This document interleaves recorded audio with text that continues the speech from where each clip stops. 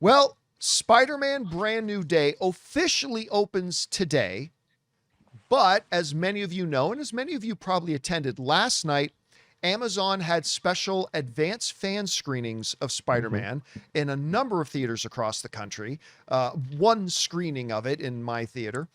And I finally had a chance to go out and watch it last night. Chris, I know you already had a Whew. chance to see the film Yes. yourself. And look, I'm going to be honest with you. My expectations, I had some pretty big expectations, but Oh yeah. not through the roof. Like it's Destin Daniel Cretton, the guy who directed Shang-Chi and Wonder Man. So like I was expecting good. I've loved the Spider-Man Tom Holland version so far. I've loved all of them. I still think the three best Spider-Man movies of all time are Sony produced ones, which is Sam Yeah. Raimi's Spider-Man 2, Into the Spider-Verse, and Across the Spider-Verse. But I've really enjoyed the Tom Holland, Hmm. John Watts directed Spider-Man movies. So I expected a good movie. Yes. For those of you who saw my out of theater reaction, I was not ready for how much I would love this movie. I still think those three Sony ones are still the best all time, but I think this one, Brand New Day, has become what I did not think it would become, my favorite of the Tom Holland era Spider-Man Woo! films. And I feel that way, and I'm not the only one who feels that way, by the way. I mean, you Oh look no. over there, the critic Yep. rating has gone up to 91%. We now have verified, because of the screenings last night, we have some verified audience ratings that we're seeing are at 98%, which is just insane. And I understand those numbers because not only is this, to me, the most mature of the Spider-Man movies, delving into the most mature themes that we've had in any of the Spider-Man, any of the Tom Holland era Spider-Man movies. Mm-hmm. It was an excellent, look at loneliness, Mm-hmm. solitude. We look at different angles of the plight of the superhero that a lot of other movies won't stop and look at. And an ongoing development. You know what they're doing with Tom Holland Spider-Man? They're doing what they did so great with Robert Downey Jr.'s Tony Stark. He's always evolving. I remember Mm-hmm. I was talking once with Robert Downey Jr. and I told him, I said, one of the most interesting things about the character, and I asked him if this was something he wanted to do and tried to do on purpose.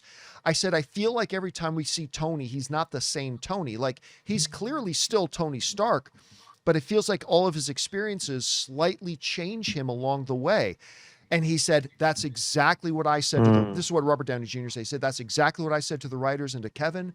You've got this man, this flawed, broken man who is going through these things that would put a lot of people in therapy for the rest of their lives. And it changes. And I got tones of that watching Tom Holland in this, is he's clearly been impacted and affected by the events that's gone on in the previous Spider-Man movies, putting him where he is. He's still clearly Peter, but he's evolving and he's changed. And I'm not Mm-hmm. even talking about his spider DNA. I mean, he's evolving and he's changed, and I loved it. I thought the tightness of the narrative was impeccable. I kept waiting for the narrative gaps, and I kept waiting for those narrative loopholes and flaws and plot holes. I never found a single one. I thought the Mm-hmm. tightness of the narrative was flawless. I'm not saying it's a flawless movie, but I thought the Mm-hmm. tightness of the narrative was flawless. And you know what, Chris? I come out of a lot of movies, even movies that I really enjoy and really love. And I often think sometimes they're not edited down enough. Like I'll often come out of films I really like and say, oh, I loved it, but it could have handled being trimmed, cut about 10 minutes out, 15 minutes out, would have been a little leaner, meaner, tighter. This is a long movie, and I thought the pacing was fantastic. I love the Mm-hmm. pacing. I never I once agree. felt like it dragged or lulled. I always thought every scene had a specific narrative purpose and that it had cadence to it, and then it moved on to the next thing. I never felt the length of the movie at all, so I was absolutely thrilled for that. I thought, oh my God, I couldn't have been happier with Hulk. Could Oh not have yeah. been happier with Hulk. And I said this to Chris Yeah. off screen before we started the show. But what I did not have on my bingo card going into Spider-Man Brand New Day was wanting more MJ and Frank together on screen. I Yeah. never had that on my bingo card. And yet I came out, and I remember saying to my wife, If they just did a Disney Plus one shot of Punisher and MJ on an adventure, I don't know, going to Disney World in Orlando, I'd totally watch it. I would totally watch. I love them. I thought Sadie Sink was wonderful in the film. And to me, Chris, I don't know, I haven't talked about this, but to me, Jacob Bartolone as Ned is the unsung treasure of these Spider-Man movies. He just brings such a different element and a different dimension to it and a new layer. And I loved it. And there's a couple of scenes between Peter and Ned that I just actually, honestly, one of them was is my favorite scene of the movie. I thought the action was top notch, and it never felt like it rushed to its finish like a lot of even really good movies do. I'm not saying this is the greatest Spider-Man movie of all time, guys. What I am saying is, in my opinion, this is the best Marvel era Spider-Man movie, and I just loved it. Anyway, Chris, you saw the film before I did. Yeah. What did you think about Spider-Man Brand New Day? Yeah, Spider-Man is like my favorite hero of all time. With that, I also hold it to a little higher standard, and I get picky. So Tom Holland's previous trilogy, I wasn't always as high on as other people. I liked them, and I enjoyed what they did, but I did always walk out of his movies feeling like there's just something missing. There's something that I need to be part of there, and I don't know what it is.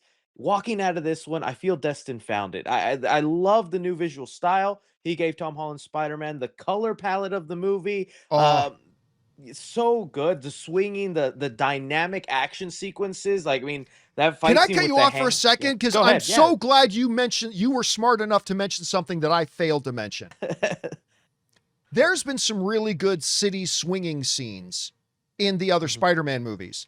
Nothing felt as visceral as the swinging through the city. You know where it totally got its inspiration from? I felt like I was watching the PlayStation Spider-Man game. The Insomniac Spider-Man, yeah. It doesn't just show you Spider-Man swinging, it made you feel like you were swinging through the city. And a couple of the shots were directly taken from that Insomniac first Spider-Man game too. Anyway, sorry I'm interrupted. I'm just glad you were smart enough to bring that up when I wasn't. No. Anytime, Joe. Go ahead. And with that as well, it's not just the visual for like eye candy for as a Spider-Man fan. Destin and what he's done great in all his projects, whether Shang-Chi, Wonder Man, it's find the emotional human element in the characters and making that the basis of the film. And the way he's mirrored like Frank's story, Bruce Banner, Sadie Sink's character, all those thematically come together with isolation, putting yourself alone, focusing in too hard on like I really enjoyed that part of the story. Frank and Spidey's dynamic is probably my favorite relationship that Spider-Man has had. They're good banter, and they didn't sacrifice Frank's morals and who he is. Like, he's a little bit more lighthearted than we're used to, but it worked up next to Spider-Man. You could tell that like Spider-Man has that effect on people where it's like, an annoying kid, but he's making me smile. So I really like that they did that with them. And again, don't want to say too much, but there's a rooftop scene with Spider-Man and MJ that just had me flabbergasted in some of the best ways. I love the way they handled that. And, for all the flack I give the previous trilogy, this movie is very respectable to the John Watts films and builds off those and takes the best elements of that. And I really like that. I think if I had only some negatives to say about it is I think it teeters the line of feeling overbloated. There's a lot of moving pieces to it. So to me, it was a little of that. There was a pool sequence, I'll just say that I felt, while funny, went on a little too long, and it felt very random to me. Maybe you know what I'm talking about, John. I don't know, man. I love that scene. I'm not gonna lie. I love that scene. You're not alone. Maybe you're not alone. But for me, I was like, this is so okay. But other than that, man, I really dug it. I was so happy with when it ended. Just had a big smile on my face, and I hope Sony keeps Destin around. That's all I gotta say. Yeah, and you know what? I feel this is a weird thing to say about a film on its fourth chapter. I feel like they're just getting started. Like, I feel like this movie now can be the beginning. You know what I mean? It's a brand new day. It's a brand new day. I feel like it's time to just start fresh. This is a brand new day for it. This is the first time I've ever kind of felt like the title meant anything, because it certainly doesn't feel like much in the movie itself, but it works so well for me. I feel like they're just getting started. And yeah, guys, I couldn't be happier with it. I was really thrilled. I think it's the best of the Tom Holland Spider-Man ones. I think. Oh, and by the way, I don't know if you saw this, Chris, Hmm. but word of mouth has been so good, and people coming out of those advanced fan screenings last night. Everybody's, including I found out from Jonathan Voico, who tried to log on just to double check the showtime of a movie he's going to, and AMC wouldn't let people into the site. You Oh literally had to man. get into a queue to get onto the site. Wow.